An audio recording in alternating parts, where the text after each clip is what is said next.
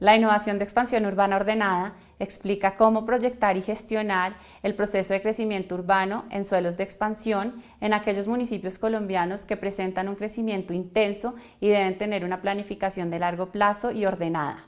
Los dejo entonces con Nicolás Galarza y Magda Montaña, quienes les explicarán a profundidad en qué consiste esta innovación y su aplicación a los planes de ordenamiento territorial moderno. Hola, soy Nicolás Galarza Sánchez, investigador de la Universidad de Nueva York para el programa POTS Modernos, y a continuación les voy a presentar la innovación expansión urbana ordenada. ¿Por qué hablar de crecimiento urbano ordenado? A lo largo del mundo, gran parte de las ciudades han sufrido un fenómeno de crecimiento desordenado. Este crecimiento desordenado se presenta a partir de asentamientos informales que se ubican en zonas de alto riesgo o en zonas de alto valor ambiental, o a través del mecanismo del crecimiento suburbano con modelos de bajísima densidad y de poco uso de transporte público. Ante esto, la alternativa ha sido tratar de prohibir este crecimiento o de limitarlo. Un ejemplo claro está en Colombia. Encontramos que la ciudad de Valledupar, en su primer plan de ordenamiento territorial, proyectó cerca de 300 hectáreas para su zona de expansión. En el periodo de vigencia de ese plan de ordenamiento territorial, 12 años, llegaron cerca de 100.000 personas a esta ciudad. A todas luces, un espacio deficiente para acomodar a esta población.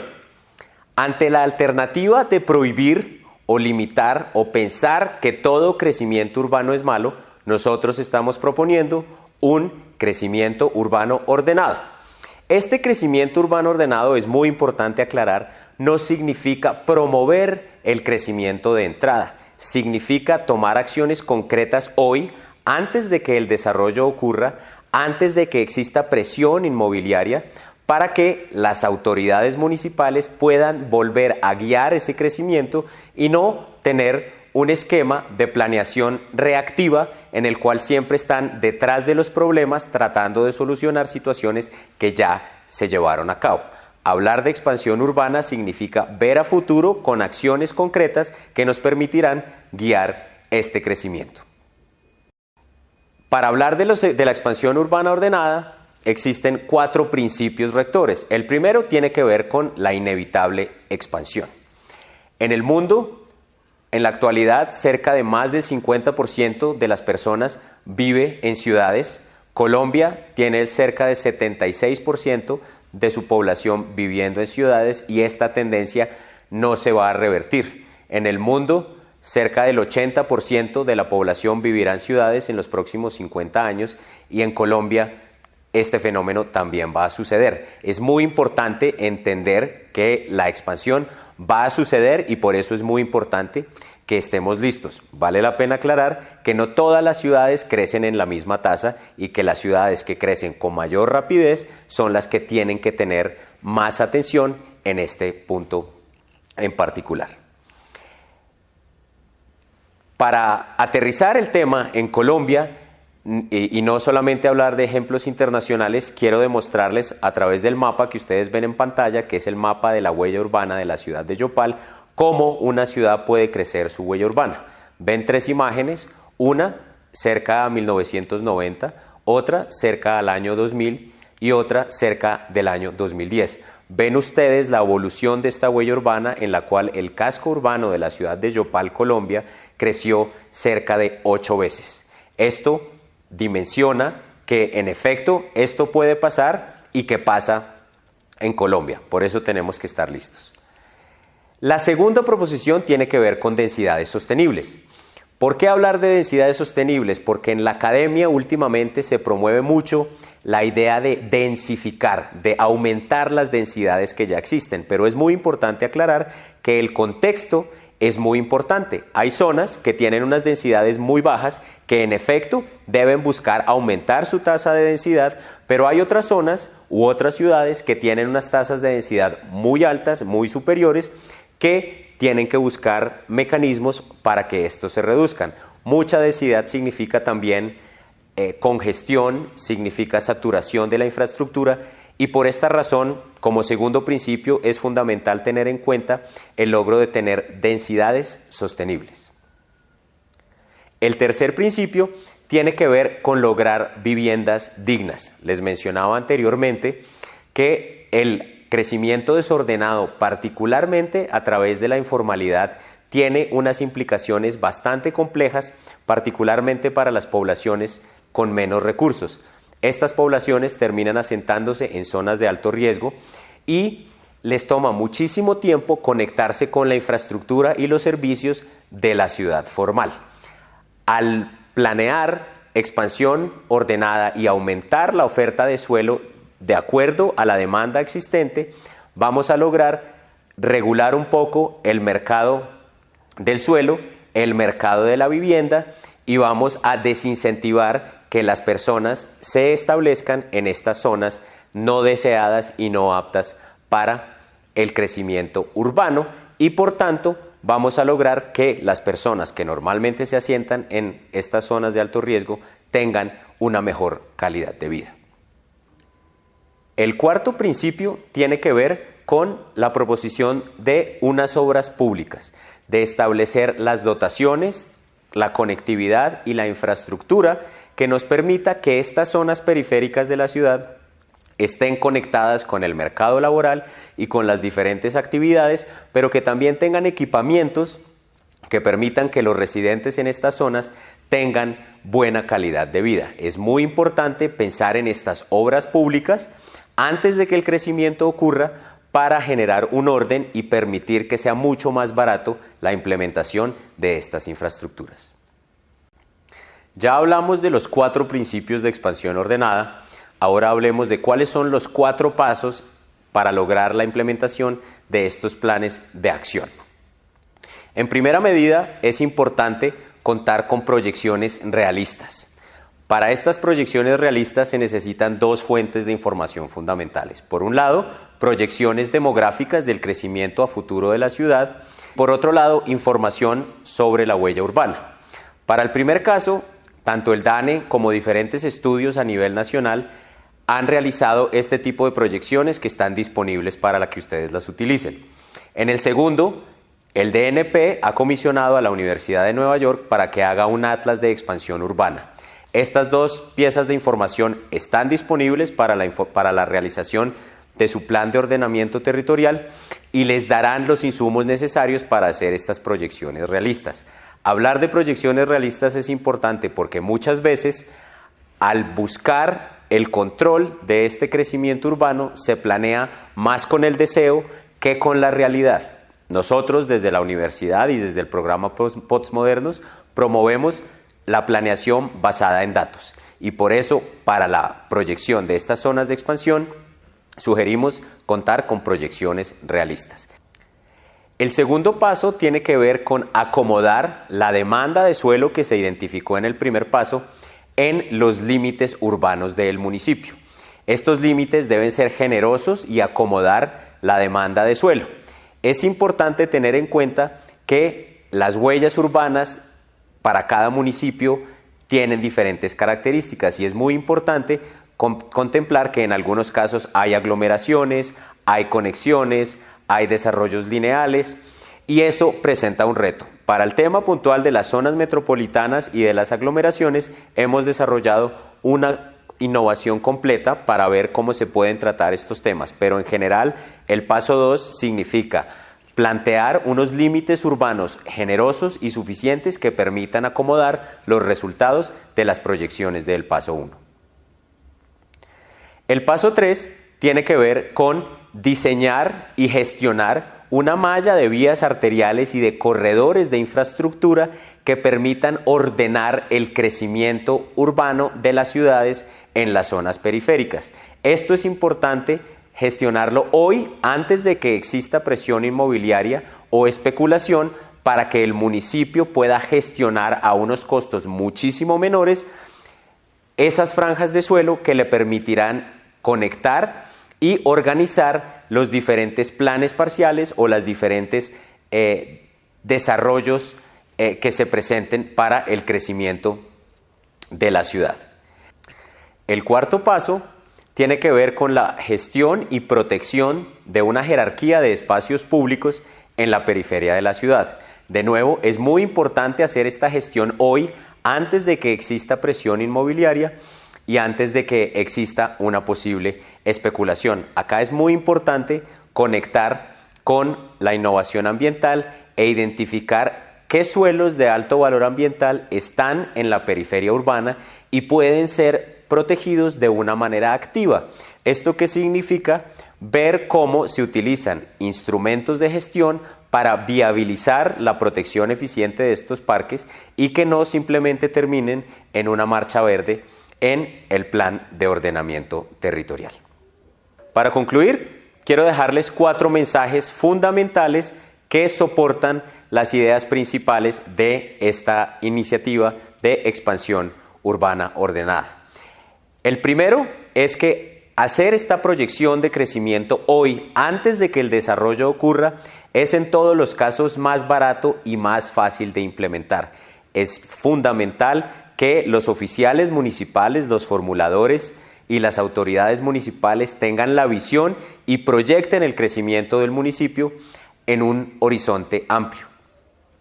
La segunda no es que toda la expansión es similar en todos los municipios. Hay unos municipios que crecen a unas tasas muy aceleradas, hay otros municipios que no tienen las mismas tasas de crecimiento y en estos dos horizontes es muy importante tener en cuenta tratamientos diferenciados. Por supuesto, los municipios que tienen mayor crecimiento tienen una necesidad más importante de hacer esta proyección de crecimiento ordenado. La tercera conclusión tiene que ver con que lo que estamos tratando de hacer con estos planes de expansión ordenada es devolverle las facultades de liderazgo para guiar la expansión de los municipios y no seguir en un paradigma reactivo apagando incendios. Si se toman decisiones acertadas hoy pensando el futuro de las ciudades, van a ser los oficiales municipales los que guíen ese desarrollo y no los que apagan los incendios de decisiones que otras personas tomaron. El cuarto punto tiene que ver con el hecho de que estos planes son absolutamente implementables. Desde su diseño mismo hemos buscado cuáles son las acciones mínimas concretas que ustedes encontrarán en los manuales detallados en la página web para que esto sea implementable. Hemos hecho una revisión bastante detallada de la normatividad colombiana y estamos seguros de que implementar estos planes es viable y lo puede hacer cualquier municipio de cualquier tamaño y cualquier capacidad técnica. Y para explicar el contenido de las normas vigentes en Colombia, le doy paso a mi compañera Magda Montaña, experta en Derecho Urbano. Hola, mi nombre es Magda Montaña, soy consultora de la Universidad de Nueva York y tengo a cargo el componente legal para la sustentación de las innovaciones para los POT modernos, en este caso, la innovación de la expansión urbana ordenada. Para el componente de innovación de expansión urbana ordenada, nosotros partimos en presentarles a ustedes que este componente está sustentado en la ley. ¿Qué tenemos? En la Ley 388 de 1997, lo que nos dijo la Ley 388 es que teníamos que organizar nuestros componentes del Plan de Ordenamiento Territorial en unas vigencias dependiendo del contenido. Si es el contenido general del plan de ordenamiento va al contenido de largo plazo y los componentes urbano y rural van al contenido de mediano y de corto plazo. ¿Esto qué significa? Yo debo atar esos contenidos, el componente general que me da la definición de las estructuras generales de las que hablaba con anterioridad Nicolás, referidas a las estructuras generales con las cuales voy a proyectar esa nueva expansión del territorio y esas políticas de expansión del territorio a unas vigencias de largo plazo.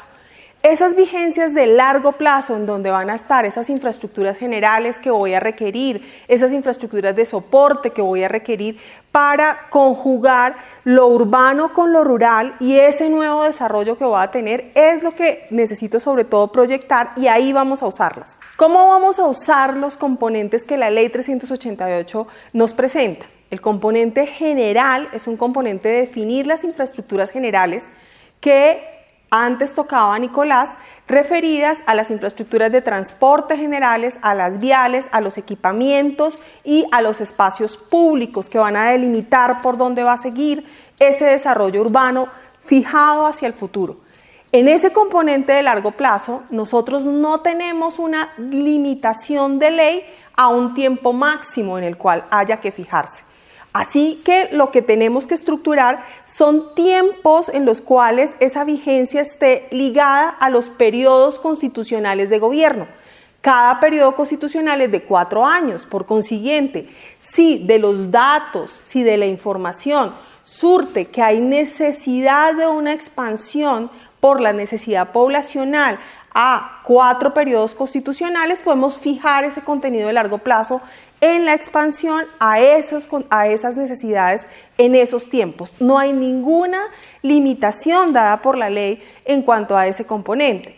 Ese es un tema súper importante porque nos va a permitir atar con otro componente que también la ley 388 trae, y son los programas de ejecución del Plan de Ordenamiento Territorial y los programas de ejecución del Plan de Desarrollo, en los cuales nos van a permitir programar cómo se va a desarrollar en los periodos constitucionales de gobierno, con los planes de desarrollo de cada gobierno, esas áreas o esa gran área de expansión que se haya señalado conforme a las necesidades que tenga ese territorio.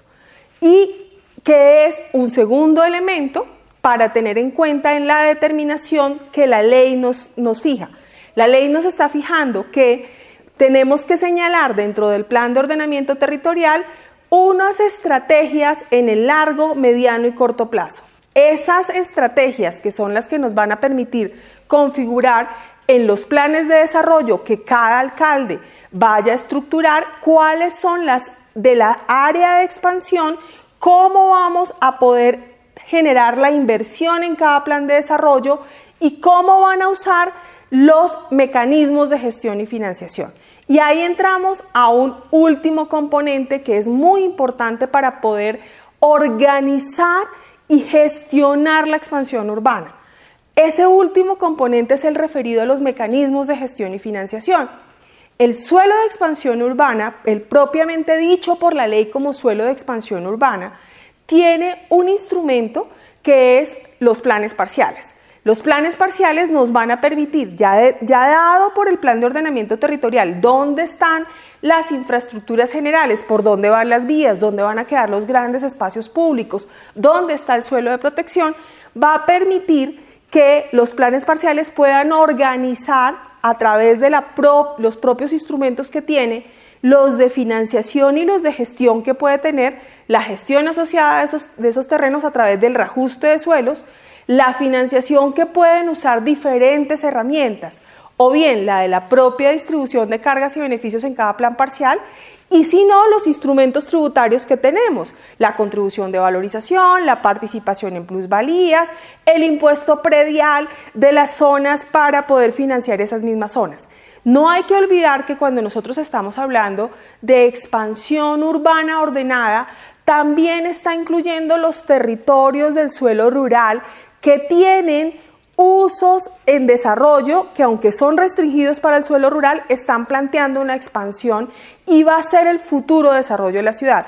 Ahí también debemos aplicar los mecanismos de gestión y instrumentos de planificación. Tienen la UPR y a su vez van a poder desarrollar mecanismos de gestión y financiación. Aunque no tienen mecanismos de gestión de suelo como el del reajuste para plan parcial, sí pueden aplicar mecanismos de financiación como la contribución de valorización, la participación en plusvalías, las obligaciones urbanísticas, porque esos territorios están teniendo mayores aprovechamientos y pueden generar una vía de igualdad entre la expansión futura de la ciudad para suelo urbano y la futura que va a venir en un futuro mucho más lejano, pero que va a venir también en la ciudad, y muy probablemente vamos a tener una configuración de una ciudad con una expansión urbana completa.